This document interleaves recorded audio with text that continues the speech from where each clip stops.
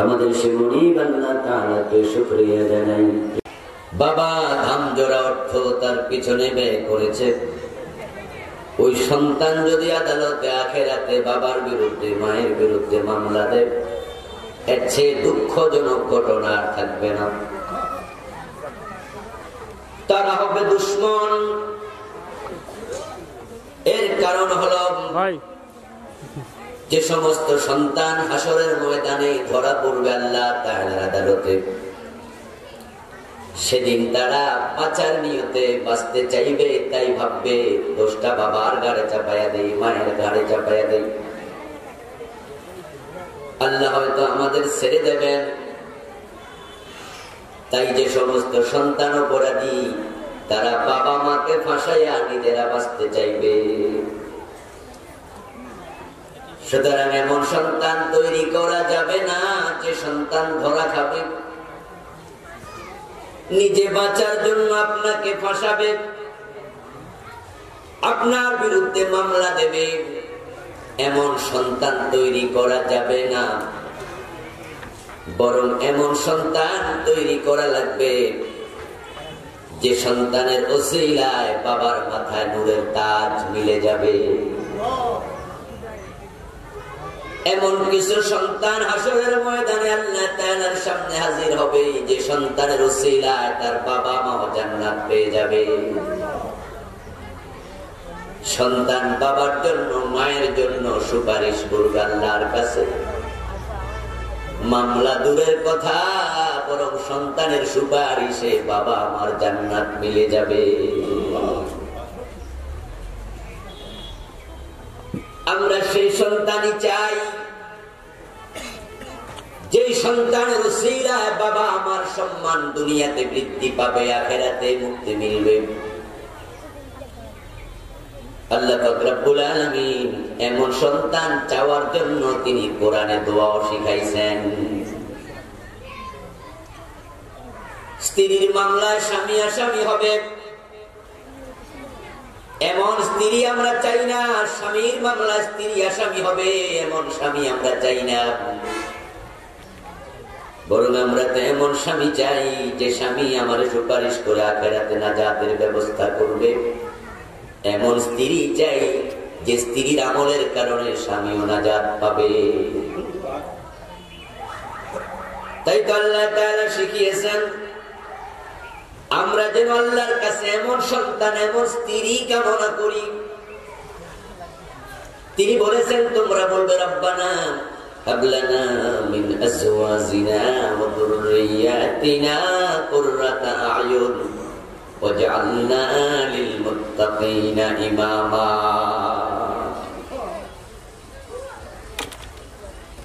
ভালো সন্তান চাইলে পাওয়া যায় না, ভালো স্ত্রী ভালো স্বামী চাইলে পাওয়া যায় না, আল্লাহর কাছ থেকে মঞ্জুর লাগবে। হযরত নূহ আলাইহিস সালামের মতো নবী ভালো বউ পায় নাই, লূত আলাইহিস সালামের মতো নবী ভালো স্ত্রী পায় নাই, হযরত আসিয়ার মতো মহিয়সী নারী ভালো স্বামী পায় নাই। আসিয়া পেয়েছে ফেরাউনকে, যে ফেরাউন আসিয়ার উপর জুলম করেছে, সে নিজে প্রভু দাবি করেছে। হযরত আসিয়া আলাইহিস সালামকে সর্বশেষ হত্যা করেছে। কোন কোন মুফাসসির বলেন হযরত আসিয়ার মাথাটা পাথরের উপর রেখে আরেকটা পাথর দিয়া বাড়ি দিয়া মাথাটা থেতলে হত্যা করেছে। ওই ফেরাউন বড় জালেম ছিল। কোন কোন মুফাসসির বলেন কড়াইয়ের মাঝে তেল ঢেলে কড়াইটাকে গরম করেছে, তেলটা যখন উত্তপ্ত হয়েছে হযরত আসিয়া আলাইহিস সালামকে উত্তপ্ত তেলের মাঝে জীবন্ত ফেলে হত্যা করেছে। এই জন্য আমরা চাইলেই পাবো না যদি আল্লাহ না দেন। তাই সকল বোনের উচিত নিজের জন্য নিজের সন্তানের জন্য ভালো স্বামীর দোয়া করা। আবার সকল ছেলেদের উচিত নিজের ভালো স্ত্রী পাওয়ার জন্য আল্লাহর কাছে দোয়া করা। মা বাবা দুজনের উচিত ভালো সন্তানের জন্য আল্লাহর কাছে দোয়া করা। রব্বানা হাব লানা মিন আজওয়াজিনা, ও আল্লাহ, ও আমাদের রব, তুমি আমাদেরকে এমন স্ত্রী দাও, এমন স্বামী দাও। জাউজ শব্দটি স্বামী এবং স্ত্রী দুটার অর্থে ব্যবহার। জাউজুল শব্দের বাংলা অর্থ হলো জোড়া। এজন্য জাউজ মানে স্ত্রী, জাউজা মানে স্ত্রী, জাউজ মানে আবার স্বামী। তরজমা জওয়াজ। ওয়া খালাকনাকুম আজওয়াজা, আমি তোমাদের জোড়ায় জোড়ায় বানাইছি। জোড়ার মাঝে পুরুষও আছে, নারীও আছে। এই জন্য আল্লাহর শিখানো দোয়াটা করা লাগবে। রব্বানা হাব লানা মিন আজওয়াজিনা ওয়া যুররিয়াতিনা কুররাতা আয়ুন, ও আমাদের রব, এমন স্ত্রী দাও, এমন স্বামী দাও, এমন সন্তান দাও যার দিকে তাকালে চোখ জুড়িয়ে যাবে। কুররাতা আয়ুন, আমাদের চোখ শীতল হবে। এমন সন্তানের মা আমি হতে চাই। মানুষ যে সন্তানের প্রশংসা করবে আমার সামনে, আমি মা হিসাবে গর্ভবতী, পেটে ধারণ করেছি তাকে আমি 9 মাস 10 দিন। ওই তার কারণে আমি আবার গর্ব করব মানুষের সামনে, আমি অমুকের মা, আমি হাফেজের মা, আমি আলেমের মা, আমি অমুক ভালো মানুষের মা। মানুষ বলবে তুমি রত্ন গর্বা। আমি এমন বাবা হতে চাই, মানুষ সে সন্তানের প্রশংসা করবে আমার সামনে, যে সন্তানের কারণে আমার ইজ্জত বেড়ে যাবে। সন্তানের পরিচয় পাওয়ার পর মানুষ বাবার জন্য চেয়ার ছেড়ে দেবে, আমার চোখ জুড়াবে। আবার ওই সন্তানের কারণে হাসরের ময়দানে আল্লাহ তাআলা বাবা হিসাবে, মা হিসাবে মুক্তির ব্যবস্থা করে দেবে। এমন সন্তানকে না চায়, কিন্তু পায় কয়জনে? আমরা সমাজের দিকে তাকালে দেখি পাপাচারী সংখ্যায় বেশি, ভালো মানুষ সমাজে বড় কম, দিন দিন আরো কমছে। সমাজের চারদিকে অপরাধীর সংখ্যা দিন দিন আনুপাতিক হারে বেড়ে চলছে। আজ থেকে 20 বছর 30 বছর আগে শিক্ষিতের সংখ্যা ছিল বড় কম। পুরা এলাকায় খুঁজলে একজন MA পাস পাওয়া দুষ্কর ছিল। ডাক্তার MBBS পাওয়া যেত না বললে চলে। ইঞ্জিনিয়ার পাস করেছে এমন পাস করা BSc ইঞ্জিনিয়ারের সংখ্যা পুরা থানা 1-2 জন পাওয়া যেত না। মেট্রিকে ফার্স্ট ক্লাস পেয়েছে, ফার্স্ট ডিভিশন পেয়েছে, তাই দেখার জন্য সাইকেল চালায়া 5 মাইল দূর থেকেও মানুষ এসেছে। শিক্ষিত বড় কম, কিন্তু এখন শিক্ষিত এমন বাড়া পারছে, বিএ পাস রিক্সা চালায় এমন ঘটনাও আছে। ঘরে ঘরে মেট্রিক পাস, দাখিল পাস, MA পাসের অভাব নাই। শিক্ষিত অনেক বেড়েছে, তাতে কোনো সন্দেহ নাই।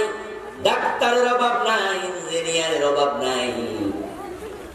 শিক্ষিত বেড়েছে, কিন্তু প্রশ্ন যদি করা হয় ভালো মানুষ আগের চেয়ে বেড়েছে না কমেছে? সবাই বলবে ভালো মানুষ কমে গেছে। ভালো মানুষ পাওয়া খুব কঠিন। আমরা মনে হয় যেন সবগুলো মানুষ প্রত্যেকে নিজের জায়গায় দুর্নীতিবাজ হয়ে গেছে। ডাক্তার দুর্নীতিবাজ,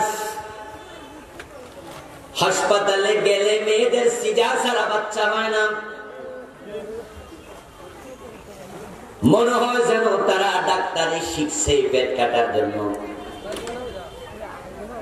অপ্রয়োজনীয় টেস্ট দিচ্ছে। টাকা চাই, টাকা, টাকা ছাড়া চলবে না। ডাকাত যেমন ছুরি হাতে নিয়ে অপেক্ষা করে কখন টাকাওয়ালা আসবে তাকে ধরবে। অধিকাংশ হাসপাতালের অবস্থা এমন হয়েছে, অধিকাংশ ডাক্তার তারা রোগী পাইলে পকেটের দিকে নজর করে, প্রয়োজন ছাড়াও পেট কাটে, টেস্ট দেয়, টাকা চাই টাকা। রিক্সাওয়ালা বোঝে না, ঠেলাওয়ালা বোঝে না, তারা ফকির গেলে ফকিরটাকেও ছাড়তে চায় না। ভালো নাই তা নয়, তবে ভালোর সংখ্যা খুবই কম। সৃষ্টির শ্রেষ্ঠ মাখলুক মানুষ। আমার এটা বুঝে আসে না, দুনিয়ার সূচনা থেকে আজ পর্যন্ত আল্লাহ পাক রব্বুল আলামিন যত মাখলুক পাঠাইছেন মায়ের পেট থেকে, সকলের ব্যাপারে তার ঘোষণা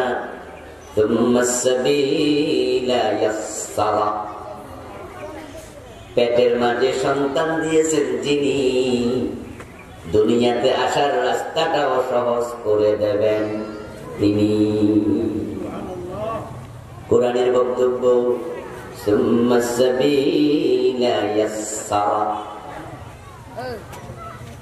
আল্লাহ তাআলার বক্তব্যের কারণে পৃথিবীর সব মাখলুক নিরাপদে সন্তান প্রসব করে। এক একটা হাতির বাচ্চা জন্মের পর পর তার ওজন হয় কয়েক মণ। হাতির সিজারের প্রয়োজন হয় নাই, কারণ হাতির পেটে বাচ্চা দিয়েছেন যিনি, ওই বাচ্চা দুনিয়া আসার রাস্তা সহজ করতেছেন তিনি। বাঘের সিজার লাগলো না। আমাদের বাড়িতে গাভী প্রতি বছর একটা বাচ্চা দেয়, গাই গরুর কোন সিজার লাগলো না। একটা ছাগল 3টা বাচ্চা দেয়, 5টাও দেয়। হীন প্রাণী কুকুর 7টা 9টা বাচ্চা দেয়, সিজারের প্রয়োজন হয় না।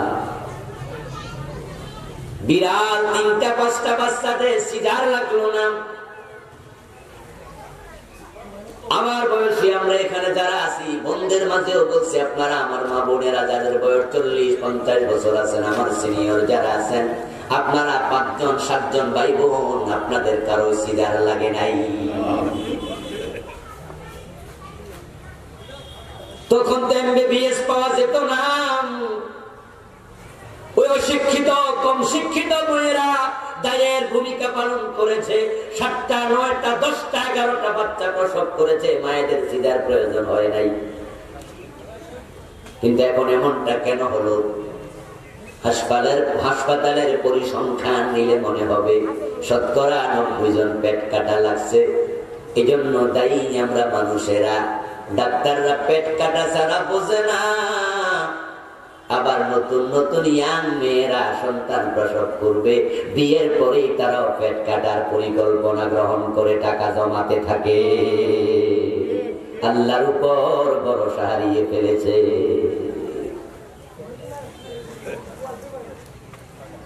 কয়দিন আগে একজন বন্ধু গল্প করতে গিয়ে বললেন,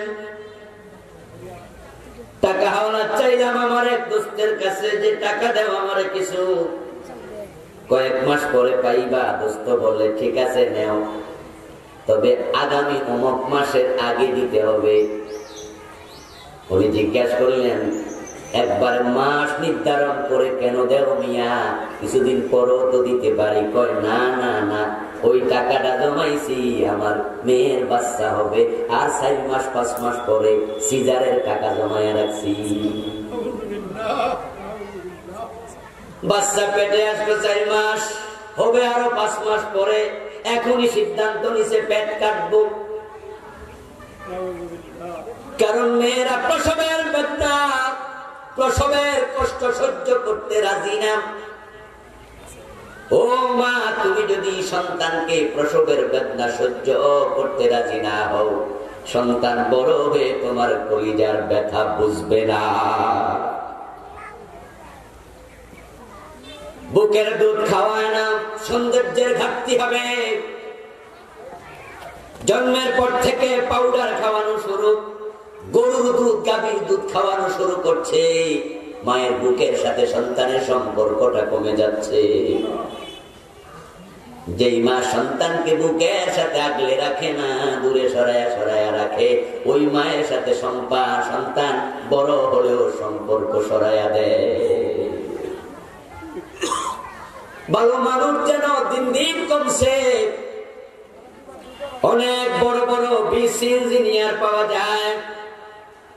এক সময় বাংলাদেশে বুয়েট ব্যতীত ইঞ্জিনিয়ারিং কোন বিশ্ববিদ্যালয় ছিল না, একটাই ছিল বুয়েট, আর বাকি ছিল ডিপ্লোমা কোর্স। কিন্তু এখন তো বিশ্ববিদ্যালয়ের অভাব নাই, BUET, suit, duet, duet, duet, আরো কত পরে বসে থাকে। কত বড় শিক্ষিত, দাবি থেকে পাশ করেছে, পাচ্ছে অক্সফোর্ড, ঢাকা ইউনিভার্সিটি থেকে সেরা রেজাল্ট করা ছাত্র। আজকে সে অফিসার, অফিসে গেলে ঘোষ না দিলে পাইলে সিগনেচারটাও করে না। টেবিলের মাঝে ফাইলের স্তূপ পড়ে আছে, টাকা না দিলে ফাইল লড়বে না। ঘোষ ছাড়া কিছু বোঝে না। বেঁচে থাকার জন্য অক্সিজেন যত দরকার, ওই হারামি গুলোর কাছে ঘোষের দরকার তার চেয়েও বেশি। এত খারাপ মানুষ সমাজে, রন্ধ্রে রন্ধ্রে আজকে দুর্নীতি প্রবেশ করে ফেলেছে। কিন্তু একটা প্রশ্ন বিবেকের কাছে, জন্মের সময় অপরাধী হয়ে জন্ম নিয়েছে কয়জনে? আজকের মাদক সেবী জন্মের সময় মদখোর ছিল না। আজকের ডাকাত জন্মের সময় ডাকাত ছিল না। আজকের বাজে ডাক্তার জন্মের সময় বাজে ছিল না। আজকে দুর্নীতিবাজ ইঞ্জিনিয়ার জন্মের সময় দুর্নীতিবাদ ছিল না। আজকের অপরাধী জন্মের সময় নিষ্পাপ ছিল। একটা গুনাহ তার হৃদয়ে ছিল না, ফিতরতের উপরে এসেছিল। সে ভালো মানুষ ছিল, কিন্তু তাকে অপরাধী কে বানালো? এই অপরাধী হওয়ার পিছনে মায়ের ভূমিকা, বাবার দায়ভার আছে না নাই? قال النبي صلى الله عليه وسلم كل مولود يولد على الفطرة। সহিহ বুখারীর riwayat, বিশ্বনবী বলেন, প্রতিটা মানব শিশু ফিতরত নিয়ে জন্মগ্রহণ করেছে। فأبواه يهودانه أو ينصرانه أو يمجسانه। আজকের মূর্তি পূজকটা জন্মের সময় মূর্তি পূজক ছিল না। আজকে মূর্তি পূজক হিন্দুটা জন্মের সময় হিন্দু ছিল না। অগ্নি পূজক জন্মের সময় অগ্নি পূজক ছিল না। ইহুদি জন্মের সময় ইহুদি ছিল না। খ্রিস্টান জন্মের সময় খ্রিস্টান ছিল না। মদপানকারী জন্মের সময় মদপানকারী ছিল না। অন্যায়কারী জন্মের সময় অন্যায়কারী ছিল না। কুল্লু মাউলুদ ইউলাদু আলাল ফিতরা, বরং সে ধবধবে সাদা একটা হৃদয় নিয়ে পৃথিবীতে এসেছিল। তার কলবের মাঝে একটা কালো দাগ ছিল না।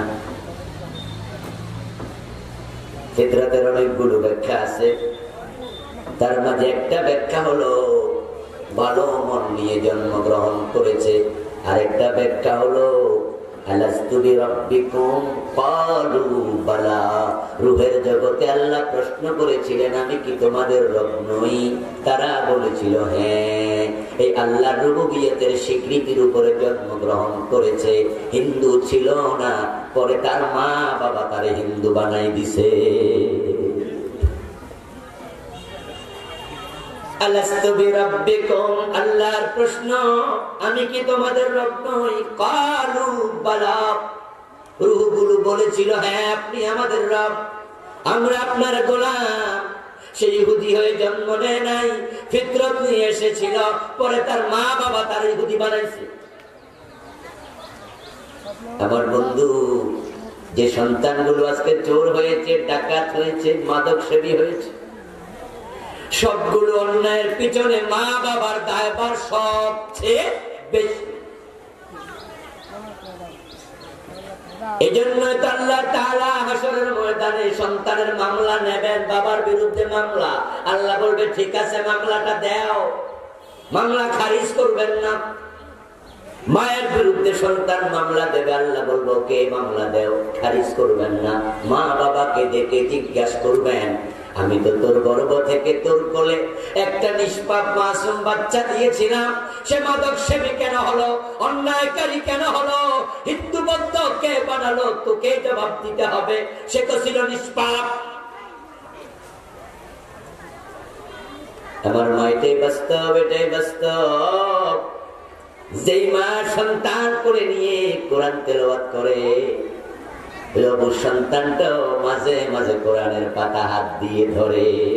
আবার যে মা সন্তান কোলে নিয়ে জি বাংলা দেখে, অবু সন্তান কোলে বসে বসে জি বাংলা দেখতে শুরু করে।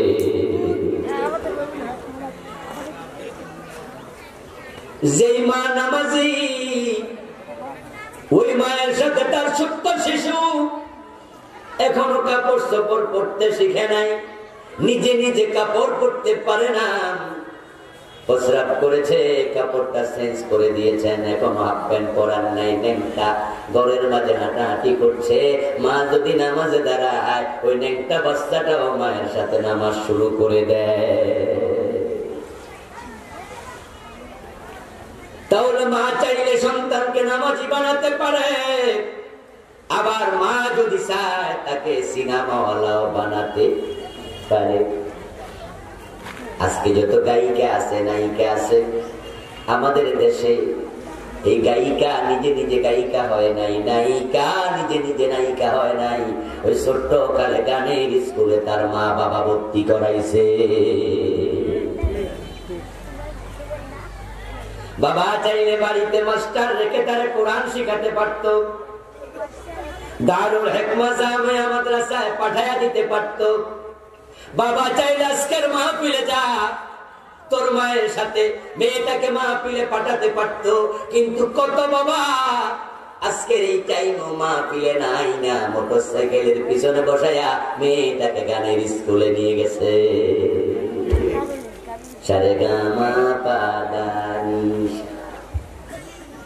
সার রাখছে, মাসে 5,000 10,000 টাকা দিয়া পাদা নিশা শিখাচ্ছে।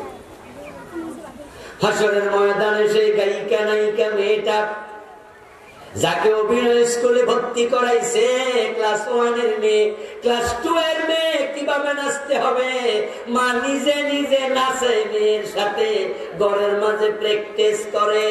এমনে হাত, এমনে পা, এমনে কোমর তোমাকে দুলাতে হবে, মা শিখায়, বাবা শিখায়।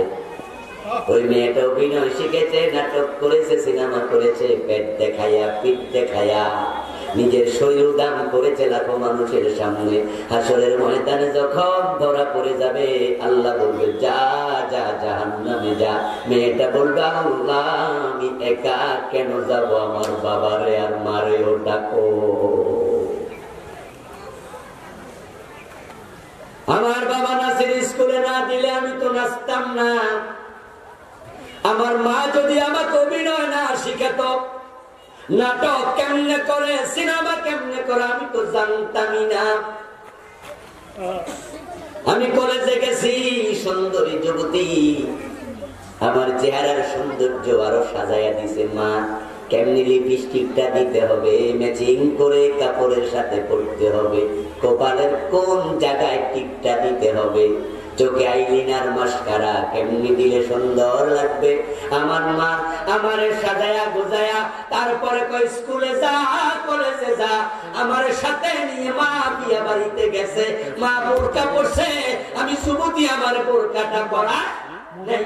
মোবাইলে আছে, এটা লাইভ আছে, কইরে আছে তো, ওই ক্যামেরা উপর লাইভ আছে। আমার সৌন্দর্য আরো বিকশিত হয়েছে, রাস্তার দুপাশ থেকে পুরুষেরা লোলুপ নজরে আমার দিকে তাকাইছে। আমি ক্রস ওড়না পরে কলেজে গিয়েছি, ওড়নাটা বুকে না দিয়া গলায় ঝুলাইছি। এমনি সুন্দরী সৌন্দর্য আরো বিকশিত করে রাস্তায় হেঁটেছি, পায়ের মাঝে এমন নূপুর পরেছি, ওই নূপুরের আওয়াজ মানুষের কানে যেত, বুড়া বেড়াও আমার দিকে তাকাইছে। এজন্য আমার মা তাই আমার মা আমার এইভাবে বের হতে দিয়েছে।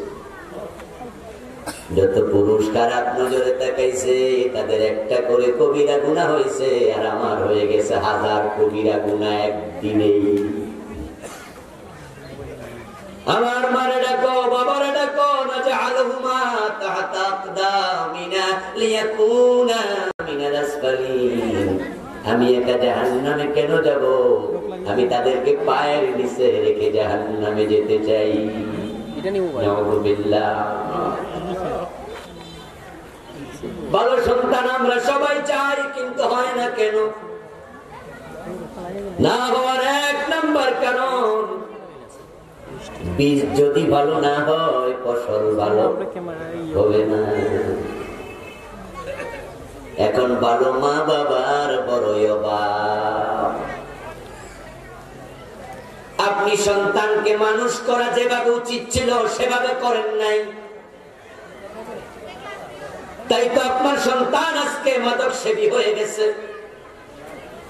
ইউনিভার্সিটি পাঠায় আপনি বাড়িতে নিরাপদে ঘুমান, মানুষের কাছে পরিচয় দেন আমার ছেলেটা মেডিকেলে টিকছে, শরীফুল্লাহ মেডিকেল কলেজে ভর্তি হয়েছে, ঢাকা মেডিকেলে পড়ে, আমার ছেলেটা ইঞ্জিনিয়ারিং বিশ্ববিদ্যালয়ে বুয়েটে টিকেছে, আমার ছেলেটা ঢাকা ইউনিভার্সিটিতে চান্স পেয়েছে। আপনি পরিচয় দেন, ছেলের ব্যাপারে দিয়ে মজা নেন। কিন্তু মা, তুমি ভুলে গেছো সৎসঙ্গে স্বর্গবাস, অসৎসঙ্গে সর্বনাশ। এতদিন তো তোমার কলিজার টুকরাটা তোমার কোলেই ছিল, ইন্টারমিডিয়েট পর্যন্ত তুমি বাড়িতে তাকে আদর্শ শিখাইছো। মাগরিবের পরে ফিরতে দেরি হলে খোঁজ নিছ, কোথায় ছিলি, এত রাতে ঘরে আসলি কেন? ও মা, তোমার সন্তানকে তুমি চোখে চোখে রেখেছ, কিন্তু এখন তো ভার্সিটি পাঠাইয়া দিছ, সন্তান কই থাকে তুমি তো জানোই না। এমনও তো হতে পারে মদখোরের পাল্লায় পরে ক্লাসমেট মদ খায়, তোমার কলিজার টুকরো মদ খাওয়া শুরু করে দেবে। কয়দিন আগে বুয়েটের ছাত্র আবরারকে পিটাইয়া যারা হত্যা করলো, 18 জনের মতো মামলার আসামি হলো। এই 18টা ছেলে ইঞ্জিনিয়ার হতো। বুয়েট মানেটা কি? দেশের সবচেয়ে সেরা বিদ্যাপীঠ। মাঝে মাঝে যখন ওই দিকে কোনো কারণে যাই, দেখি বুয়েট ছুটি হয়েছে, ঢাকা মেডিকেল ক্লাস শেষ, ছাত্ররা বের হয়ে যাচ্ছে, ছাত্রীরা হাঁটতেছে, তখন বিবেক বলে দেশের সেরা সন্তানগুলো হাঁটছে। ডাবল গোল্ডেন এ প্লাস পেয়েও বুয়েটে চান্স পায় না শত শত। যারা সেখানে ভর্তি হয়েছে তারা দেশের সেরা মেধাবী, কোনো সন্দেহ নাই। কিন্তু আবরার হত্যার মামলার আসামি 18টা ইঞ্জিনিয়ার, আজকে তারা জেলখানার কয়েদি। মায়ের স্বপ্ন ভেঙে দিয়েছে, বাবার স্বপ্ন ভেঙে দিয়েছে। ওই 18 মামলা, 18টা আসামির একটার বাড়ি হলো উত্তরবঙ্গের জয়পুরহাটের পাঁচবেবি থানায়। টেলিভিশনের খবরে দেখলাম তার বাবার সাক্ষাৎকার নিচ্ছে সাংবাদিক। বাবা ঠেলা গাড়ি চালায়, বাবা বলতেছে আমার ছেলে বুঝি খুনি, আমি তো কল্পনাও করতে পারি না। বলেন কি, বলেন কি? তার মা তো এখন মুরগির ডিম বিক্রি করে টাকা জমাইয়া তারে দেয়। মায়ের কি স্বপ্ন? মুরগির ডিম বিক্রি করে, গাছের লাউ কদু বিক্রি করে টাকা জমায়া বুয়েটে পড়ায়। আমার ছেলে ইঞ্জিনিয়ার হবে, আমি আর ঠেলা গাড়ি চালানো লাগবে না। আপনারা কি খবর শোনালেন? আমার ছেলে বুঝি খুনি। আমার বোন, আপনার কাছে বলছি, ছেলেটা খুনি হয়ে আসেনি। ঢাকা ইউনিভার্সিটি ভর্তি হয়ে নাস্তিক হয়ে গেছে, নাস্তিক। আহমদ শরীফ নাম দেখে বোঝা যায় বাবা মুসলমান, তাই ছেলের নাম রেখেছে আহমদ, যেই নামটা বিশ্ব নবীর একটা নাম। কিন্তু সে ঢাবিতে ভর্তি হয়ে নাস্তিক হয়ে গেল। তসলিমা নাসরিন মেডিকেলের ছাত্রী। তসলিমা শব্দ দেখলে বোঝা যায় বাবা মুসলমান, কিন্তু মেয়েটা মেডিকেলে যাওয়ার পরে বিশেষ এমন কিছু মানুষের সাথে অসৎ সঙ্গে সর্বনাশ হয়ে গেছে। এখন আপনারা মায়েরা যদি সন্তানকে কোরআন না শিখায়া ভার্সিটিতে মেডিকেলে বুয়েটে পাঠান, আপনার সন্তান মাদক সেবী হয়ে যেতে পারে, নষ্ট হয়ে যেতে পারে। খারাপ হওয়ার জন্য মা বাবা এক নম্বরে দায়ী। তারা ইংরেজি শিখানোর জন্য পাগল হয়ে গেছে, অঙ্ক শিখানোর জন্য পাগল হয়ে গেছে। কলিজার টুকরা সন্তানকে কোরআনটাই শিখায় নাই। যদি কোরআনটা শিখায়া বিশ্ববিদ্যালয়ে পাঠাতো, প্রতিদিন 2-4 পৃষ্ঠা পড়ার জন্য মোবাইলে কল করে করে বাধ্য করতো, বাবা আজকে সকালে কোরআন পড়ছো নি, মা তুমি আজকে সকালে কোরআন পড়েছো কিনা, তোমার বোরকা সিলাইয়া দিয়া ঢাকা ইউনিভার্সিটিতে রোকেয়া হলে দিয়েছি, তোমাকে ঢাকা মেডিকেলে পাঠাইছি, পদ্মার সাথে ডাক্তারি শিখবা, কোরআন প্রতিদিন পড়তে হবে। সন্তান যদি বলে মা আমি আজকে কোরআন পড়েছি, আপনি নিশ্চিত হয়ে যান যে হাতে কোরআন ওঠে সেই হাতে মদের বোতল উঠবে না। কিন্তু আপনি তো আপনার মেয়েটাকে কোরআন শিখান নাই, ছেলেকে কোরআন শিখান নাই। আপনার ছেলে মাদক সেবী হবে না তো হবে কি? ভালো সন্তান চাইলে আসবে না, ভালো সন্তান আপনাকে আমাকে তৈরি করতে হবে। আরবি প্রবাদ আছে, কামা তাদিনু তুদান, যেমন কর্ম তেমন ফল। ইন্নাকা লা তাজিনি মিনাশ শাওকিল ইনাবা।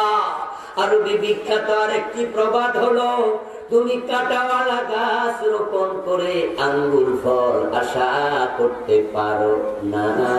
আম গাছ লাগাইলে জাম হয় না, জাম গাছ লাগাইলে তাল ধরে না, তাল গাছে কাঁঠাল ধরে না। তুমি সন্তানকে কোরআন সুন্নাহ দিয়ে মানুষ করো নাই, বড় হইয়া সে মানুষ হবে কেমনে? এজন্য 1 নাম্বার দায়িত্ব মা ও বাবা তোমার কাঁধে পড়বে। ভালো সন্তান আমরা চাই, সমাজটা খারাপ মানুষে ভরে গেছে। এই জন্য 1 নাম্বার দায়ী আপনারা, আমরা নিজেরা মা বাবা। সন্তানরা আমাদের কাছে কাঁচা মাটির মতো। একজন কুমার যখন কাঁচা মাটি হাতে নেয়, তখন কুমার চাইলে সেই কাঁচা মাটি দিয়ে ডেক বানাতে পারে, পাতিলের ঢাকনা বানাতে পারে, ঘটি বানাতে পারে, লোটা বানাতে পারে। কাঁচা মাটি যেভাবে চায় সেভাবে তৈরি হয়। সন্তানরা আমাদের কাছে কাঁচা মাটির মতো। আমরা যদি তাদেরকে ভালো মানুষ হিসাবে গড়ে তুলতে চাইতাম, তারা ভালো মানুষ হয়ে যেত। কিন্তু আমরা তো ভালো করার ক্ষেত্রে আজকে পিছাইয়া যাচ্ছি। এজন্য আমার প্রথম অনুরোধ থাকবে মায়েদের কাছে, সন্তানকে আপনাকে মূল্যবোধ শিখাতে হবে। একজন মা হলো সন্তানের কাছে সেরা ছাত্র, সন্তানের কাছে সেরা শিক্ষিকা। সন্তান হলো মায়ের কাছে সেরা ছাত্র। হিবনুল উম্মাহাত হিয়াল মাদ্রাসাতু লিল বানিনি ওয়াল বানাত। মায়ের কোল হলো সন্তানের জন্য দুনিয়ার সবচেয়ে বড় বিশ্ববিদ্যালয়। এই জন্য যেই মা যত মুত্তাকি, তার সন্তান হয় তত মুত্তাকি। কোন সিনেমার নায়িকার সন্তান মাওলানা হয়েছে এমন পাওয়া যাবে না, খুব কম, এটা হতে পারে না। কোন বেপরদা নারীর সন্তান আল্লাহর ওলি হয়েছে, এটা পাওয়া যাবে না, এটা হতে পারে না। আদরের সন্তান ইব্রাহিম, এগুলো রেয়ার কেস। নূহের সন্তান কেনান, এগুলো রেয়ার কেস। নূহ আলাইহিস সালাম নবী, ওনার সন্তান কেনান কাফের। এটা হলো এক্সেপশনাল ম্যাটার, লাখে 2-1টা ঘটে যায়। আবার আজর হলো মুশরিক, তার সন্তান হয়ে গেল নবী ইব্রাহিম আলাইহিস সালাম। এটা হচ্ছে রেয়ার কেস, এটা লাখে একটা দুটা হয়। এই জন্য রেয়ার কেসকে কখনো উদাহরণ দেয়া যায় না, বরং উদাহরণ তো সেটা হয় যেটা অ্যাভেলেবেল হয়। আপনি যদি চান আপনার সন্তান, আপনার চোখ জুড়া দুনিয়ায় আখেরাতে আপনার নাজাতের উসিলা হোক, এক নম্বরে মা তোমাকে মুত্তাকি হওয়া লাগবে। তারপরে এবার আপনি আপনার সন্তানকে শিখাবেন আদর্শ। মা যেমন হয় তার সন্তান তেমন হয়। মায়ের পেট হলো সন্তানের জন্য ফ্যাক্টরির মতো। ফ্যাক্টরিতে যদি চানাচুর বানানোর উদাহরণ আমি দিয়ে থাকি, যদি ফ্যাক্টরির ভিতরে কেরোসিন থাকে, চানাচুরের গমটা যতই ভালো হোক ওই চানাচুর খাওয়া যাবে না। ওই চানাচুরের মাঝে কেরোসিনের গন্ধ পাওয়া যাবে। বাবা এমএ পাস, বিএ পাস, মাওলানা হাজি, কিন্তু মা পেট দেখায়া হাঁটে। পয়লা বৈশাখ আসলে পরে ও বোরকাওয়ালা মা, তুমি তোমার মেয়েটাকে বৈশাখী শাড়ি কিনে দাও। তোমার মেয়ে নাভির নিচে কাপড় পরে স্কুলে যাচ্ছে, পিঠ খোলা পেট খোলা। তোমার মেয়ের পেটের দিকে পরপুরুষের চোখ যদি যায়, ওই পেট থেকে আব্দুল কাদের জিলানীর জন্ম হয় না। যেই পেট পরপুরুষ দেখে খারাপ নজরে তাকায়, ওই পেট থেকে ইমাম আবু হানিফার জন্ম হয় না। ওই পেট থেকে বের হবে ডিপজল, ওই পেট থেকে বের হবে সালমান খান, শাহরুখ খান, যেগুলো 14 গোষ্ঠীর টান মাইরা দুজকে নিয়ে ছাড়বে। এই জন্য বন্ধু আমার, ভাইয়েরা মায়েরা, সন্তান ভালো করার জন্য আমাদের দায়িত্ব পালন করতে হবে। এক নম্বরে আল্লাহর কাছে নিয়মিত সন্তানের জন্য দোয়া করতে ভুলবেন না।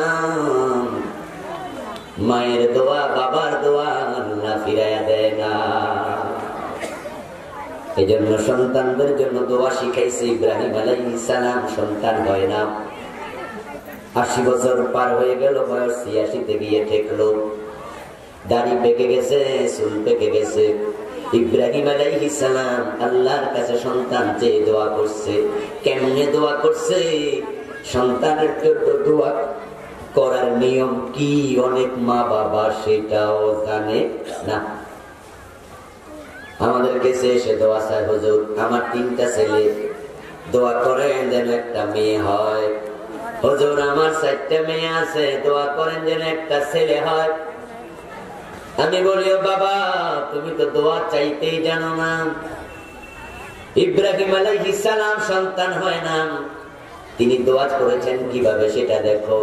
শুধু সন্তান চাইও না, একটু শব্দ যোগ করে দাও, হুজুর আমার যেন একটা নেক সন্তান হয়, আমার যেন একটা উত্তম ছেলে হয়, আমার যেন একটা সতী নারী মেয়ে হয়। ইব্রাহিমের দোয়া, রব্বি হাবলি মিনাস সালিহিন। ইব্রাহিম আলাইহিস সালাম বলতে পারতেন, আল্লাহ আমার একটা ছেলে দাও অথবা আমার একটা মেয়ে দাও। তিনি এভাবে না বলে বলেন, আল্লাহ আমার একটা নেক সন্তান দাও। আপনি বললেন হুজুর আমার 4টা ছেলে আছে, একটা মেয়ে যেন হয়, আল্লাহ আমার একটা মেয়ে দাও, আল্লাহ আমার একটা মেয়ে দাও। আল্লাহকে যা দিলাম ঐশী, ঐশীও মেয়ে ছিল, মাদকাসক্ত হয়ে মা বাবা 2টারে জবাই করছে। এমন মেয়ে হওয়ার চেয়ে না হওয়া 1000 গুণ ভালো। এমন ছেলে চাইলেন যে ছেলে হয়ে গেল এরশাদ শিকদার। এরশাদ শিকদারের কি বাবা মা নাই? পিসি হান্নানের, মুরগি মিলন, টোকাই সাগর, ওরা আসমান থেকে ধপাস করে জমিনে পড়ে নাই। তাদেরও মা আছে, তাদেরও বাবা আছে। এমন সন্তান হওয়ার চেয়ে না হওয়া ভালো। এমন ছেলে দরকার নাই যে শিকদার হবে, এমন মেয়ে দরকার নাই যেটা ঐশীর মতো হবে। আমরা সন্তান চাই হাসান হুসাইনের মতো, আমরা সন্তান চাই ফাতেমাতুজ জাহরার মতো। আর যদি এমন সন্তান আপনি চান, আপনাকে কোরআনের দোয়া শিখতে হবে। রব্বি হাবলি মিনাস সালিহিন, রব্বানা হাব লানা মিন যুররিয়াতিনা। আপনাকে বলতে রব্বি হাবলি মিনাস সালিহিন, ও আমার আল্লাহ আমার উত্তম সন্তান দাও, যুররিয়াতান তাইয়্যিবাতান ইন্নাকা সামিউদ দুআ। হযরত জাকারিয়া আলাইহিস সালাম বুড়া হয়ে গেছেন, সন্তান হয় না। জাকারিয়া আলাইহিস সালাম মারিয়ামের কাছে গেলেন। মারিয়াম আলাইহিস সালাম থাকতেন মসজিদ আকসার হুজরাতে। হযরত জাকারিয়া সেখানে গিয়ে মারিয়াম আলাইহিস সালামের সামনে দেখতে পান হুজরার মাঝে কিছু ফল দেখা যায়, যে ফলগুলো ওই মৌসুমে পাওয়া যেত না। তিনি মারিয়াম আলাইহিস সালামকে জিজ্ঞাসা করলেন, আন্না লাকি হাদা, মারিয়াম ও মৌসুমে এই ফল আসলো কোত্থেকে? তোমার হুজরাতে তো আমি ছাড়া কারো কোন পুরুষের প্রবেশ অধিকারও নাই। হযরত মারিয়াম আলাইহিস সালাম বললেন, হুয়া মিন ইনদিল্লাহ, এই ফলগুলো পাঠাইছে কে? আল্লাহ। অমৌসুমে ফল দিছে আল্লাহ। আপনার পকেটে লাখ টাকা আছে, আপনার মা বুড়া মানুষ কইল আমি একটু আম খেতে চাই, আমার ল্যাংরা আম খাওয়া। লক্ষ টাকা নিয়ে বাজারে যাবেন, ল্যাংরা আম কয় কেজি পাবেন? 1 কেজিও না, আধা কেজিও না, একটার অর্ধেকও না, কারণ এই মৌসুমে ল্যাংরা আম পাওয়া যায় না। হযরত মারিয়াম আলাইহিস সালামের সামনে দেখলেন অমৌসুমী ফল। জাকারিয়া নবী কয়, এ ফল এই মৌসুমে পাইলা কই? মারিয়াম কয়, আল্লাহ পাঠাইছে। জাকারিয়া আলাইহিস সালামের মনে পড়ে গেল, হায়রে আমি তো বুড়া হয়ে গেছি, কিন্তু আমার কোনো সন্তান হয় নাই, বাবা ডাক জীবনে শুনি নাই। এই মৌসুমে আল্লাহ যদি ফল দিতে পারে, বুড়া বয়সেও সন্তান দেওয়ার ক্ষমতা আল্লাহর আছে না নাই? তাই তিনি সে মেহরাবে দাঁড়াইয়া আল্লাহর কাছে দোয়া করলেন। কি দোয়া করলেন? হুনালিকা দাআ জাকারিয়া রাব্বাহু। হযরত জাকারিয়া সেখানে দাঁড়াইয়া রবের কাছে দোয়া করে, ক্বালা রাব্বি হাবলি মিন লাদুনকা যুররিয়াতান তাইয়্যিবা, ও আমার রব, আমার তুমি পবিত্র উত্তম সন্তান বংশধর দাও। শুধুমাত্র সন্তান চায় নাই, ইব্রাহিমও শুধু সন্তান চায় নাই, মিনাস সালিহিন চাইছে। হযরত জাকারিয়া কয়, যুররিয়াতান তাইয়্যিবা, আমার উত্তম সন্তান দেন। আল্লাহ পাক রব্বুল আলামিন দোয়া কবুল করে সাথে সাথে জিবরিল আমিনকে পাঠাইয়া দিল। পাঠাইয়া দিয়া বলে, আমি হযরত জাকারিয়ার দোয়া কবুল করলাম, তাকে একটা ছেলে দিলাম, তার নাম আমি আল্লাহ রেখে দিলাম, তার নাম হবে ইয়াহইয়া। সাথে সাথে দোয়া কবুল। এবং এমন এক ছেলে দিলাম, বাবাও নবী, ছেলেও নবী, নাম রেখেছেন আল্লাহ দিয়েছে ইয়াহইয়া। এই জন্য আমার ভাইরা যাদের সন্তান হয় না, নাতির জন্য দোয়া করবেন, আল্লাহ আমার ছেলের একটা উত্তম ছেলে দাও, আমার মেয়ের আল্লাহ উত্তম একটা মেয়ে দাও। আপনি নিজের জন্য দোয়া করবেন, আল্লাহর কাছে চাইবেন, খাজা বাবার কাছে না, মাজারে গিয়ে চাইবেন না। দেয়ার মালিক আল্লাহ। ছেলে হয়েছে আলহামদুলিল্লাহ, দোয়া কন্টিনিউ রাখেন। রব্বানা হাব লানা মিন আজওয়াজিনা, যে আয়াতটা আমি একাধিকবার আজকে পড়েছি, এই দোয়াটা মুখস্থ করবেন। বলবেন, আল্লাহ আমার সন্তান কেমন ভাবে বড় করো, বড় হলে তার আমলের কারণে, তার সুরতের কারণে, সিরতের কারণে, তাকে দেখলে যেন আমার নয়নটা শীতল হয়ে যায়। আল্লাহ এমন সন্তান তুমি তাকে বানাও, তার উসিলায় যেন আমি আখিরাতে নাজাত পাই, আমার স্বামীর মাথায় যেন নূরের তাজ এসে যায়। আল্লাহ সন্তান তুমি দাও, এ দোয়া করতে থাকি। তারপরে সন্তানের জন্মের পরে সন্তানকে ডান কানে আযান দেবেন, বাম কানে ইকামত দেবেন। সন্তানের সুন্দর নাম রাখবেন, সুন্দর নাম। নামের প্রভাব আছে, প্রভাব আছে। নাম যেমন হয় অনেকের কামও তেমন হয়। রাসূল সাল্লাল্লাহু আলাইহি ওয়াসাল্লামের কাছে যখন কোন কাফের মুসলমান হতো, যদি নামটা খারাপ হতো রাসূল নামটাকে পরিবর্তন করে রেখে দিতেন, নাম পরিবর্তন করতেন, কারণ নামের একটা প্রভাব আছে। এই জন্য আল্লাহর হাবিব বলছে, মান বুলিদা লাহু ওয়ালাদুন ফালইহসিন আদাবাহু ওয়া ইসমাহু, যখন কারো সন্তান হয় ফালইহসিন ইসমাহু ওয়া আদাবাহু, সন্তান হলে জন্মের ৭ম দিন তার একটা ভালো নাম রেখে দিও। তোমরা তোমাদের সন্তানদের ভালো নাম রাখবে। আল্লাহর হাবিব আবার কারণ ব্যাখ্যা করছেন, কোন কারণে ভালো নাম রাখবা। ইন্নাহুম ইউদআউনা ইয়াওমাল কিয়ামা বিআসমাইহিম ওয়া আসমাই আবাইহিম, নাম ধরে ধরে আল্লাহ ডাকবেন বিচারের জন্য। আল্লাহ যখন কাউকে ডাকবেন, ক্লাসে যেমন হাজিরা ডাকে নাম ধরে ধরে, ভোটার লিস্টিতে ভোট দিতে গেলে আইডেন্টি কার্ড দেখায়, নামের সাথে চেহারা মিলা, তারপরে আপনাকে ভোট দিতে দেয়।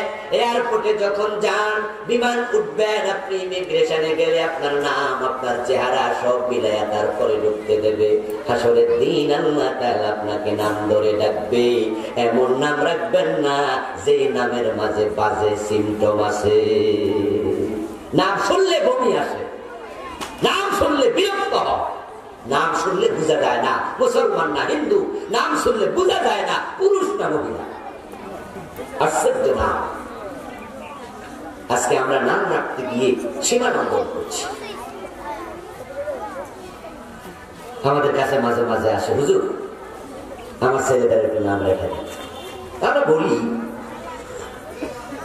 নাম তো মা বাবা রাখবে, আপনারা চুজ করুন, বলুন আমাদেরকে কি নাম রাখতে চান, তারপরে দেখি ভালো হইলে তো সাপোর্ট করবো, ভালো না লাগলে পরিবর্তন করে রাখবো। নাম রাখতে গিয়ে দেখি এমন নাম রাখে যেটা শুনলে বিরক্ত হই। আমার এক মুসল্লি হাজী সাহেব নাতনির নাম রাখার জন্য আমার দাওয়াত দিয়ে নিলেন, পেট পুড়ে খাওয়ালেন। তারপরে খাওয়ার পরে বলে, হুজুর নামটা এবার রেখে দেন। আমি বললাম, নাম আপনারা চুজ করুন, করে আমারে জানান। নাম রাখার দায়িত্ব হুজুরের নয়, নাম রাখার দায়িত্ব মা বাবা আপনাদের।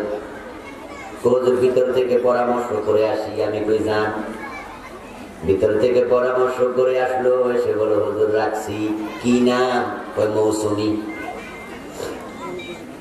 এমন রাগ উঠলো হাজী সাহেব, কয় কি কোন মৌসুম, শীত না গরম? কহিডা না। কোনটা? সিনেমাটা। হাজী সাহেব আমার দোষ নাই, হে নানি কইছে। নানি দাদির দোষ দিয়ে লাভ নাই, আপনাকে বুঝতে হবে। যদি নাম রাখেন নাতনির মৌসুমী, নাতনিটা বড় হয়ে যখন জানবে তার নামে সিনেমার নায়িকা আছে, নিজের অজান্তেই তারও নায়িকা হওয়ার সব জাগতে পারে। ম্যাগাজিনে পড়লাম, কয়েকটা ছেলে রাস্তার মোড়ে দাঁড়াইয়া মদ খাইয়া মাতলামি করতেছে। ওখানে পুলিশের টহল গাড়ি যাচ্ছে। রাতের বেলা গভীর রাতে নামলো, নাইমা দেখে গুলো মাতলামি করে মদের বোতল হাতে দৌড়ে গাড়িতে তুলে থানায় নিয়ে গেল, লকারে ঢুকায় রাখলো। সকালবেলা ওদের মাতলামি কমে গেছে, এখন তারা ইজি। বাবার নাম কি? মোবাইল নাম্বার দেও। নাম্বারে কল দিয়ে দিয়া সব গুড়ার বাবার থানায় ডাকছে। ডেকে বলতেছে, ছেলেদেরকে এভাবে ছেড়ে দেন, মাস্তানি করে, মারামারি হানাহানি করে, এমন কেন? সব গুড়ার সাদা কাগজে সিগনেচার রাইখা রাইখা মুসলেখা নিয়ে নিয়ে ছাড়তেছে। এক বাবা হাজির, আমনের পোলা কোনটা?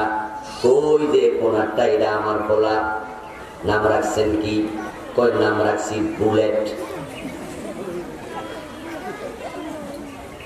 ছেলের নাম রাখছে বাবা বুলেট, ক্যাপসুল, ট্যাবলেট, এমন নামও আছে। নাম রাখছে আগুন। হে তো জীবনটা জ্বালাইয়া ছাড়বো, নাম এত আগুন। নাম রাখে মেঘ, নাম রাখে বৃষ্টি। ও দোস্ত, কই নাম রাখছি বুলেট। ওসি সাহেব কয়ে সেন্ট্রি ছেলেরে চাইরা বাবারে ধর, ওরে লকারে ঢুকা। বাপে কয় আমার কি দোষ, আমি অন্যায় করছি নাকি? ওই মিয়া নামে রাখছো ভুলে খেতে মারামারি তো করবই, এর দোষটা কি? আবু বকর নাম রেখে দেবেন, ওসমান নাম রেখে দেবেন, বড় হয়ে জানবে রাসূলের 1 নম্বর সাহাবী আবু বকর। ওই আবু বকরের মতো চরিত্র গঠনের একটা স্পৃহা জেগে উঠতে পারে। নাম রাখো ফাতেমা, নাম রাখো আয়েশা, নাম রাখো খাদিজা। বড় হয়ে জানবে আসিয়া আমার নাম, আমি আসিয়ার মতো হতে চাই, যে আসিয়া জীবন দিয়েছেন শিরিক করতে রাজি হন নাই। ফাতেমা তো জাহরার মতো হতে চাই, নবী নন্দিনী, নবীর আদরের দুলালী ফাতেমার চরিত্রে চরিত্রবতী হতে চাইবে। এই জন্য সকল মা বাবার দায়িত্ব ভালো নাম রাখা, তারপরে সন্তানকে মূল্যবোধ শিখাবেন। সন্তান কোলে থাকবে, দেখবেন কয়েক মাস যাওয়ার পরে কিছু বলতে চায়, ঠোঁট আস্তে আস্তে গোল করে, আপনি যা বলেন সেও যেন শুনে বলতে চায়। মা মা মা, দাদা দাদা ডাকতে শিখতেছে। আমি বলবো মা তোমার সন্তানের মুখের প্রথম শব্দটা হোক আল্লাহ। সন্তানরা বড় অনুকরণ প্রিয়, বড়ই অনুকরণ প্রিয়। আপনি যা করবেন সন্তান ঠিক তাই করবে। বয়স তার মাত্র 3 মাস 2 মাস, কোলে নিয়ে আপনি মুস্কি হাসি দেন, দেখবেন সেও আপনার সাথে হাসি দেবে। ওই পিচ্চিকে আপনি একটু রাগ করে ধমক দেন, সেও দেখবেন কান্দা দেবে, ঠোঁট ফুলাইয়া রাগ দেখাবে, বেজার হয়ে যাবে। আপনি হাসলে সেই হাসে, আপনি কাঁদলে সে কাঁদবে, আপনি রাগলে সে রাখবে। সন্তানরা হয় বড় অনুকরণ প্রিয়। এই জন্য আপনাদের বলবো, সন্তান কোলে নিয়া আপনি আল্লাহ আল্লাহ আল্লাহ আল্লাহ এরকম করে বলতে থাকবেন। মাঝে মাঝেই দেখবেন আপনার সন্তানের মুখের প্রথম শব্দটা আল্লাহ বের হয়ে যাবে। সন্তানকে সালাম শিখাবেন। সালাম শুধুমাত্র সালাম নেওয়ার জন্য অপেক্ষা নয়, সালাম দিতে শিখতে হবে। এই ক্ষেত্রে মায়ের ভূমিকা হবে সবচেয়ে বেশি। আপনার ঘরে পাশের বাসার মহিলা আসছে, কলিং বেল টিপ দিছে, দেখবেন পিচ্ছিদের অভ্যাস হলো তারা সবাই আগে দৌড় মারে দরজা খোলার জন্য, পারুক আর না পারুক দরজা লয়ে ধাক্কা ধাক্কি শুরু করে।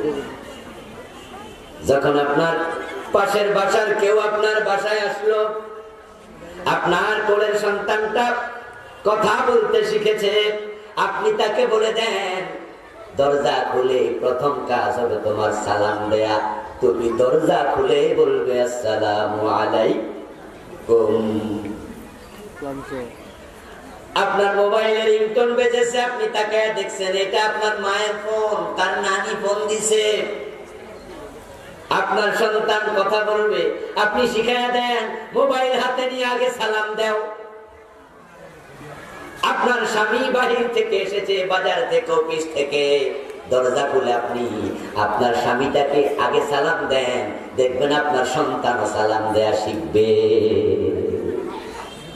আপনি যা শিখাবেন সন্তান তাই শিখবে।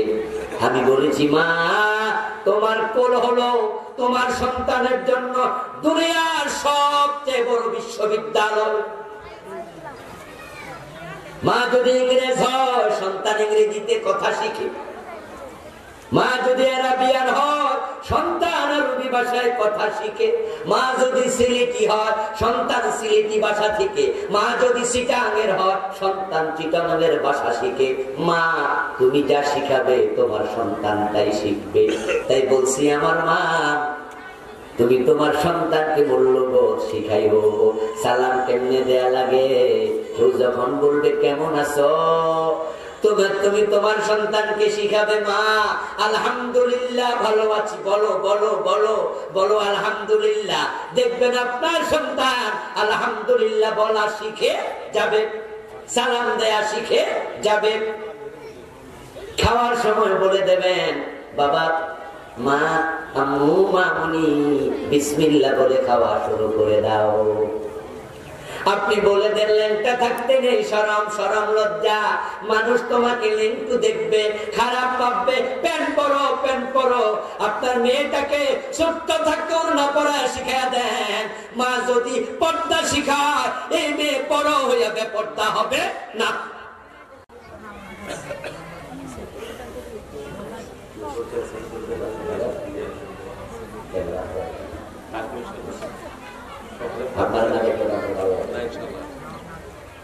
আমাদের মেয়র সাহেব এসেছেন, আলহামদুলিল্লাহ, আমরা তাকে স্বাগত জানাচ্ছি। আমার মা বলছিলাম, যেই মা তার সন্তানকে ছোট কাল থেকে পর্দা শিখায়, ওড়না পড়া শিখায়, যেই বয়সে ওড়নার প্রয়োজন হয় না, ওই বয়সে যদি মেয়েটাকে ওড়না পড়াতে শুরু করে দাও, যখন তার দেহের সৌন্দর্য বিকশিত হতে থাকবে, ওড়নার প্রয়োজন হবে, ওই বয়স ওড়না পরার কথা বলার দরকারই আর হবে না। মেয়েটাকে ঘর থেকে বের হওয়ার সময় স্কার্ফ পরায় দেবেন।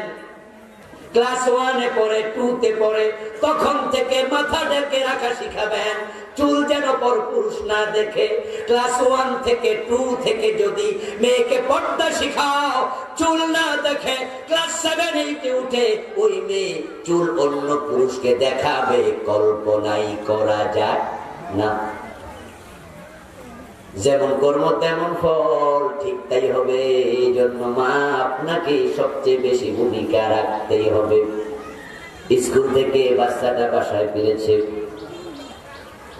মা যখন দেখে বাচ্চার ব্যাগের মাঝে 2টা পেন্সিল,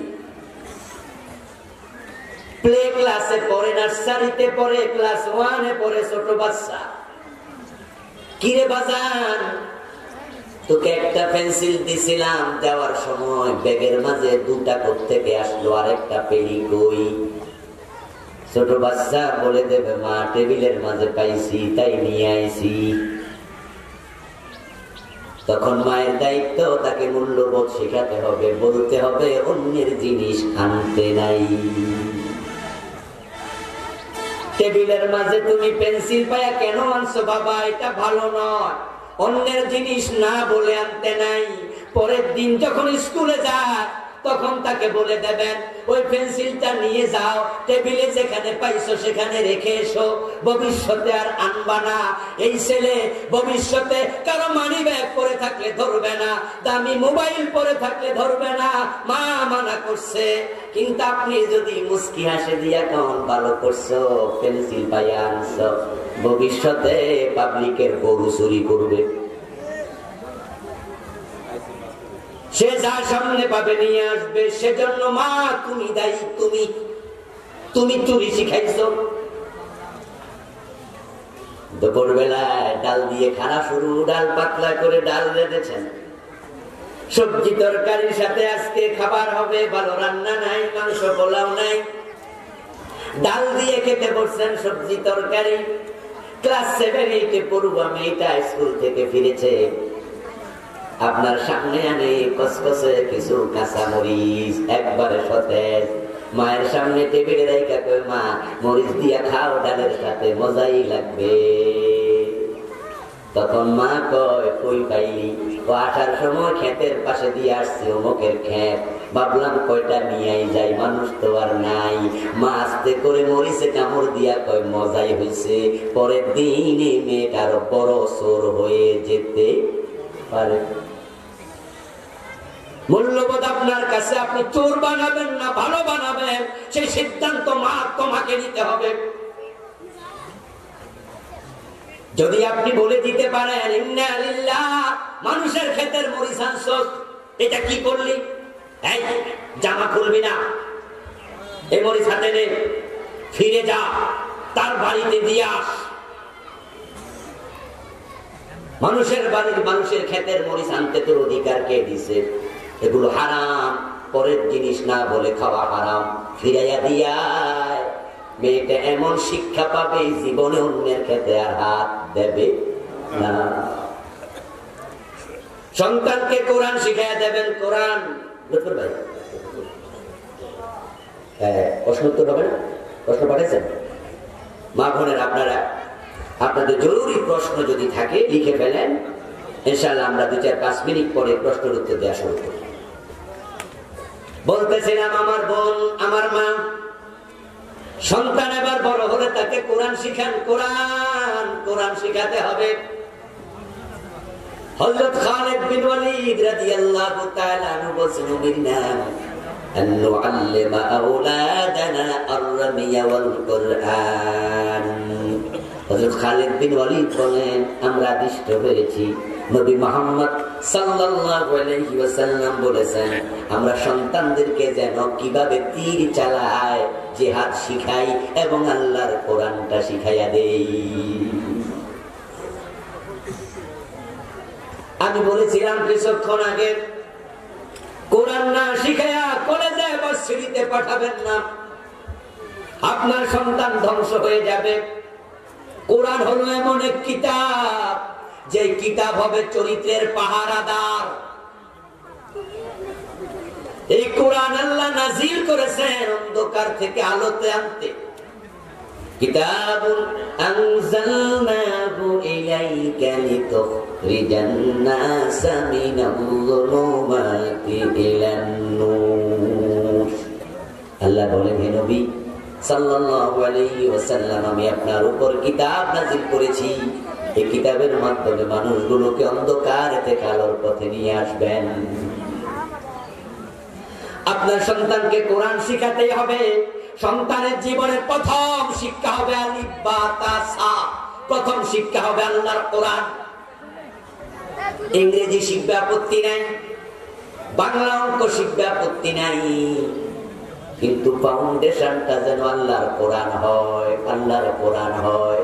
বিল্ডিং 3 তলা হবে, 5 তলা হবে, 10 তলা হবে, ফাউন্ডেশন মজবুত করে দাও।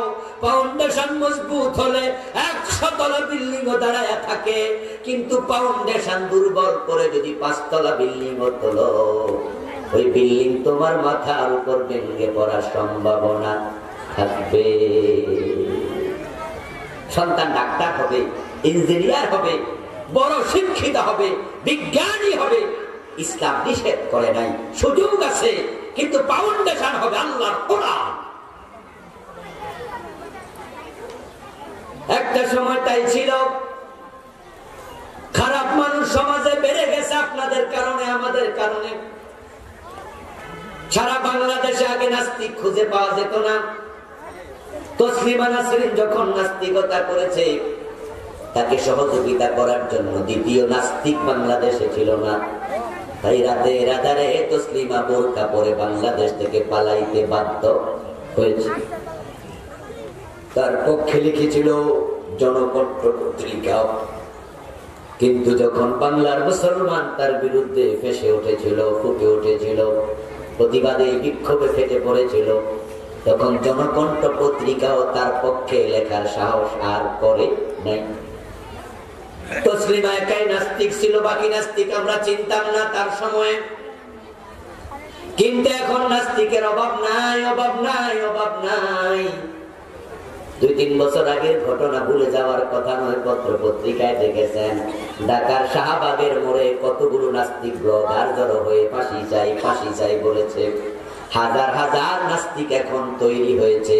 এর কারণ আমাদের মায়েরা মক্তবে পাঠাতো, কোরআন ছিল তাদের ফাউন্ডেশন। এখন আধুনিক মায়েরা মক্তবে না পাঠাইয়া কিন্ডারগার্টেনে পাঠায়। আমাদের মায়েরা কম শিক্ষিত ছিল, কিন্তু পেট পিট দেখায় রাস্তায় হাঁটে নাই। তাদের পেট থেকে কম শিক্ষিত হয়েছে, নাস্তিকের জন্ম হয় নাই। আর এখন শিক্ষিত মায়েদের পেট থেকে নাস্তিক বের হচ্ছে, তারা পর্দা করে না। যেই মাতার বুক ঢেকে রাখে না, পরপুরুষকে সৌন্দর্য দেখায়, সেজে গুজে আরো সৌন্দর্য যা আছে আরো বাড়াইয়া দেখায়। পরপুরুষ যে বুকের দিকে তাকায়, ওই বুকের দুধ খাইয়া আল্লাহর ওলি হতে পারে না। নাস্তিক কেন পারবে না? এজন্য আপনারা আমরা দায়ী। এক সময় দেখা যেত আমরা নিজেরাও ছোটকালে ঘুম থেকে উঠলে মায়েদের প্রথম কাজ ছিল মক্তবে যা, মক্তবে যা, মক্তবে যা। মনে পড়ে যায় সেই ছোটকালের কথা।